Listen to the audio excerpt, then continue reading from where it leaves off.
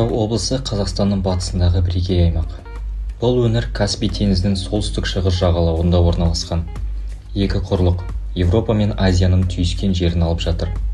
Табиғаты ерекше, климаты қатаң континентальды. Жазы өте ыстық, қысы суық әрі желді. Осында табиғи ерекшеліктер аймақта баламалы энергия көздерін дамытуға белгілі бір мүмкіндік те шектеуде тудырады. Атырау Қазақстан экономикасының жүрегі, өйткені мұнда еліміздің негізгі мұнай-газ қоры шоғырланған. Бірақ соңғы жылдары аймақтың экологиялық жағдайы жиі сөз бола бастады. Атмосфералық ауаның ластануы, Каспий теңізіндегі су деңгейінің төмендеуі, өндірістік қалдықтар, осының бәрі өңірдің экологиясына әсер етуде. Осы видеоның мақсаты Атырау облысының қазіргі экологиялық жағдайы мен энергия ресурстары, мұнайдың артықшылықтары мен кемшіліктері, сондай-ақ баламалы энергия көздерінің мүмкіндігі туралы жан-жақты шолу жасау.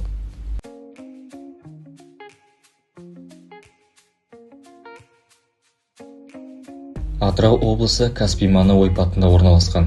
Жер бедері негізінен жазық, шөлейт және жартылай шөлді аймақтардан тұрады. Жылына түсетін жауын-шашын мөлшері өте аз. Бұл өңірде күн жылына 300-ден астам күн ашық болады. Яғни күн энергиясын пайдалануға қолайлы. Атыраудың экологиясы соңғы жылдары үлкен өзгерістерге ұшырауда. Негізгі мәселелер өндірістік кәсіпорындардан бөлінетін зиянды қалдықтар, Каспий теңізінің тартылуы, нәтижесінде су жануарларының, соның ішінде бекіре тұқымдас балықтардың азаюы, мұнай қалдықтары, топырақтың тозуы, қалалардағы ауа сапасының төмендеуі. Энергетика мен өндіріс аймақты дамытқанымен қоршаған ортаға салмақты түсіріп отыр. Атырау облысы Қазақстан мұнайының шамамен 60%-ын өндіретін өңір. Теңіз, Қашаған, Қарашығанақ, Ембі сияқты ірі кен орындары әлемге танымал. Мұнайдың артықшылықтары көп, экономикалық пайдасы зор. Қазақстан бюджетінің негізгі бөлігі мұнай-газ секторынан түседі. Инфрақұрылым дамуына серпін береді. Жол, қала, завод, жұмыс орындары барлығы мұнай өндірісінің арқасында дамыды. Технологиялық прогрестің өсуіне себеп. Жаңа зауыттар, мұнайды қайда өңдеу кешендері пайда болды. Мұнайдың әрине кемшіліктері де бар. Экологиялық зиян, ауаға бөлінетін өнімдер, суға төгілетін мұнай қалдықтары экожүйені бұзады. Шикізатқа тәуелділік. Экономика тек мұнайға қарап қалса, әлемдік баға төмендеген сайын елдің кірісі қатты азаяды. Шектеулі ресурс, мұнай таусылатын табиғи байлық. Ерте ме, кеш пе ол сарқылады. Су мен топырақты ластау, мұнай өндірісі кезінде қалдық сулардың ластануы жиі кездеседі. Осы себептерден қазіргі кезде әлем баламалы энергияға бет бұра бастады. Қазақстанда бұл бағыттан шет қалған жоқ.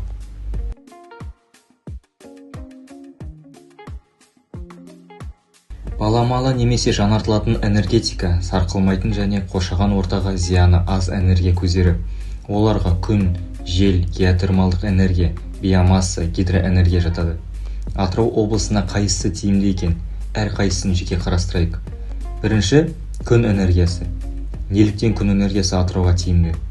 Жылына 300-ден астам шуақты ауа райы, тегіс жер, панельдерді орналастыруға қолайлы. Ауылдық жерлерде автономды энергия көзі бола алады. Күн энергиясының плюстары: экологияға зиянсыз, орнатқаннан кейін энергия тегін, үйлерге, шаруашылықтарға тиімді. Минустарына келетін болсақ, бастапқы орнату бағасы қымбат. Қыста күн қысқарады, өнімділік төмендейді. Панельдерді шаңнан жиі тазалау керек, өйткені Атырауда шаң көп.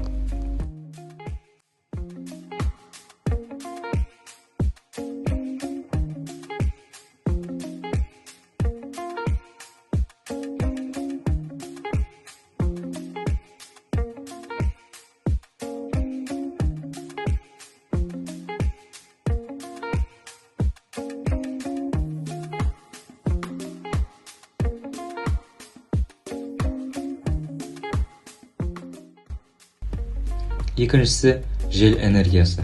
Атырау Қазақстандағы желі күшті аймақтардың бірі. Әсіресе Каспий маңы мен Құрманғазы, Қызылқоға аудандарында жел тұрақты соғады. Плюстары: жел тұрақты соғатын аймаққа тиімді. Электр өндіру жоғары. Көмір, газ жұмсамайды.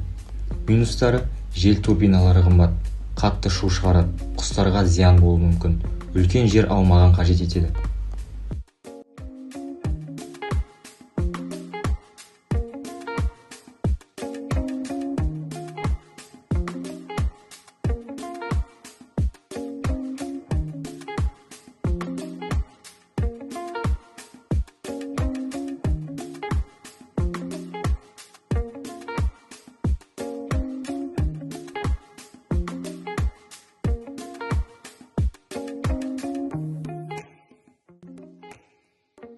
Биомасса энергиясы. Атырау облысында ауыл шаруашылығы қалдықтары аз болғанымен, Құрманғазы, Индер аудандарында мал шаруашылығы жақсы дамыған. Биогаз станциялары болашақта дамуы мүмкін бағыт.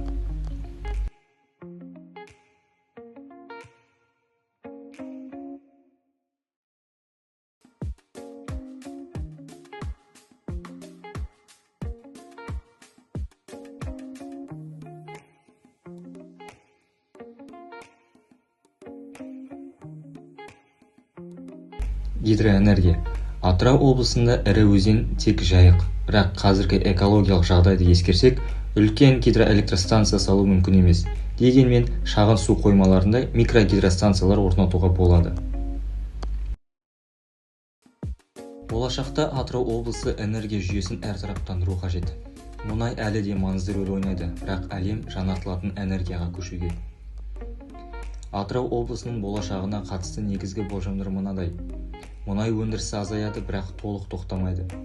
Күн және жел электр станциялары көбейеді.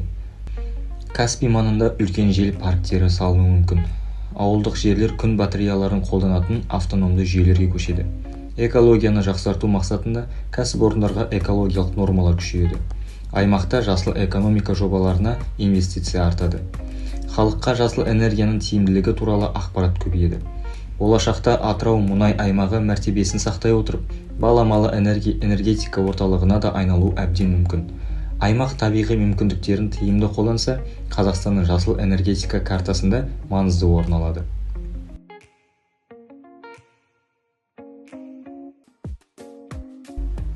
Атырау облысы мұнайға бай, бірақ экологиясы нәзік аймақ. Сондықтан баламалы энергия көздерін дамыту уақыт талабы. Күн, жел, биомасса сияқты көздер өңірді таза әрі экологиялық қауіпсіз ете алады. Ең маңыздысы, мұнай мен баламалы энергияны үйлестіріп, аймақтың табиғи тепе-теңдігін сақтау.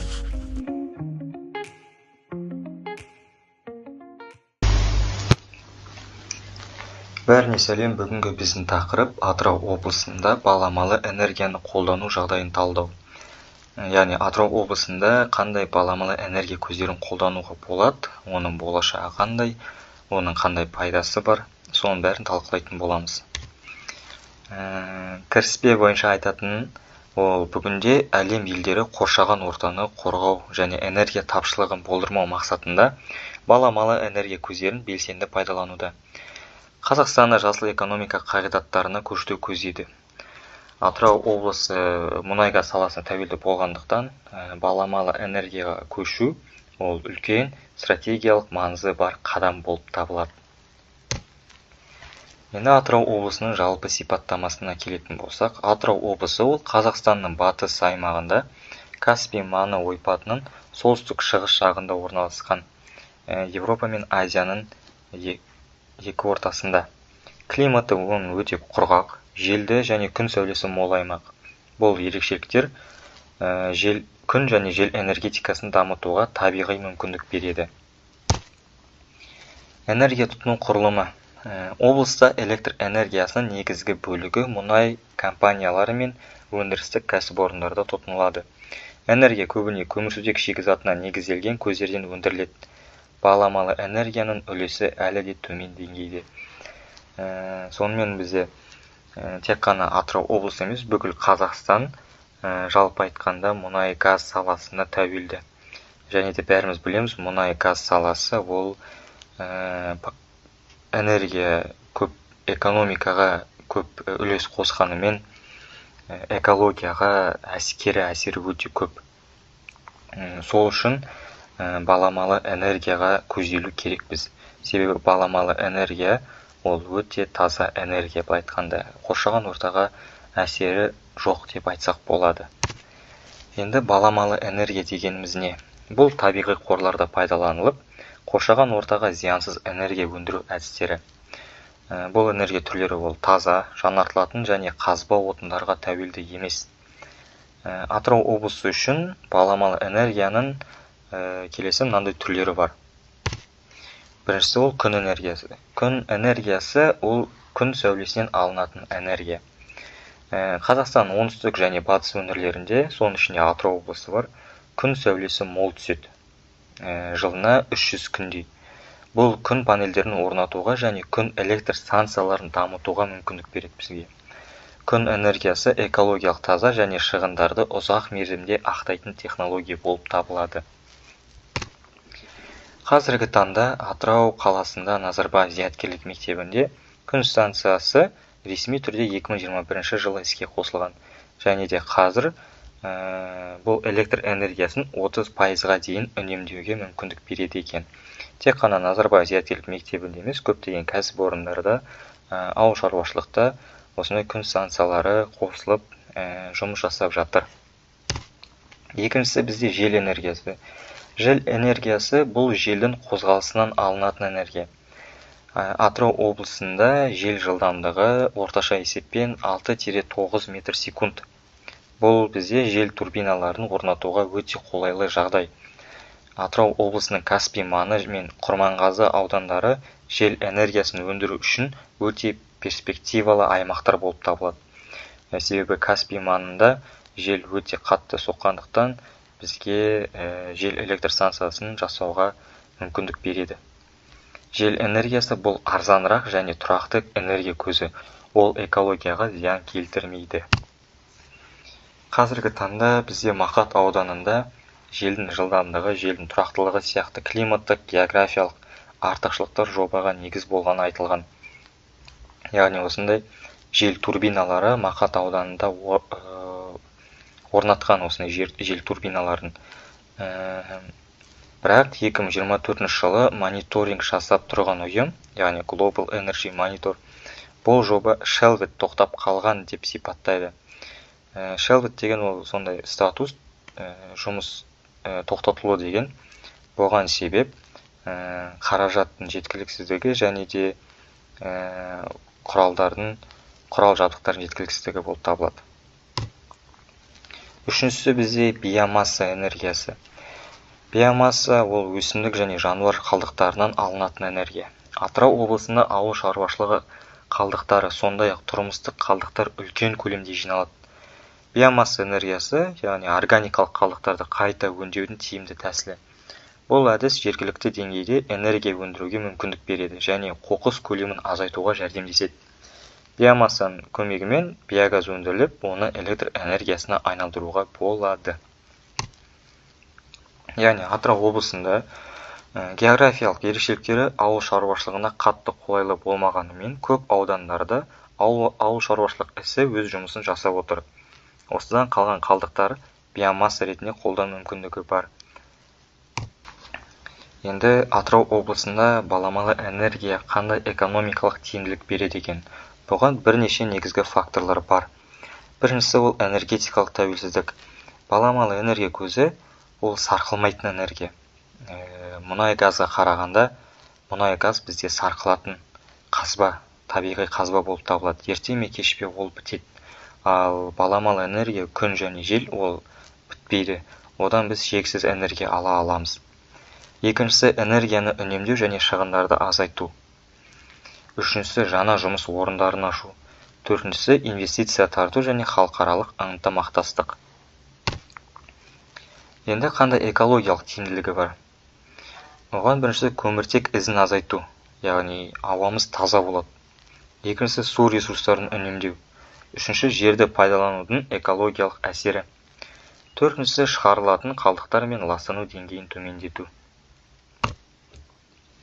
Енді баламалы энергияға көшуге бізде қандай қиындықтар, қандай шектеулер тұр десек, ол бізде климаттың күрт өзгеруі мүмкіндігі бар. Құрал жабдықтардың құнының жоғары болуы. Қазір инфляция болып отыр, былай айтқанда доллар көтеріліп отыр, содан бізде құрал жабдықтар бағасы көтеріледі. мамандардың жеткіліксіздігі. Баламалы энергияға көшкенде біз мамандарды дайындау керекпіз былай айтқанда. Және де инвестиция аз тартылады. Яғни инвесторлар қазіргі таңда бұл баламалы энергия идеясына қатты қызығушылық жоқ деп айтсақ болады. Болашақта даму бағыттары қандай? Жеке инвесторлар үшін салықтық жеңілдіктер, күн және жел станцияларын салу, жоғары технологиялы жабдықтарды енгізу, жоғары оқу орындарда жасыл энергетика мамандарын даярлау, мемлекеттік қолдау шаралары мен тарифтерді реттеу. Енді осымен қорытындылай келсек, Атырау облысында баламалы энергияны дамытуға табиғи және экономикалық алғышарттар жеткілікті. Күн мен жел энергетикасы өңірді тұрақты дамуын қамтамасыз етіп, экологиялық жағдайды жақсартады. Болашақта аймақ Қазақстандағы жасыл энергия орталықтарының біріне айнала алады. Яғни болашақта біз жасыл энергияның орталығы боламыз. Айтқанда, егер баламалы энергияға көшетін болсақ.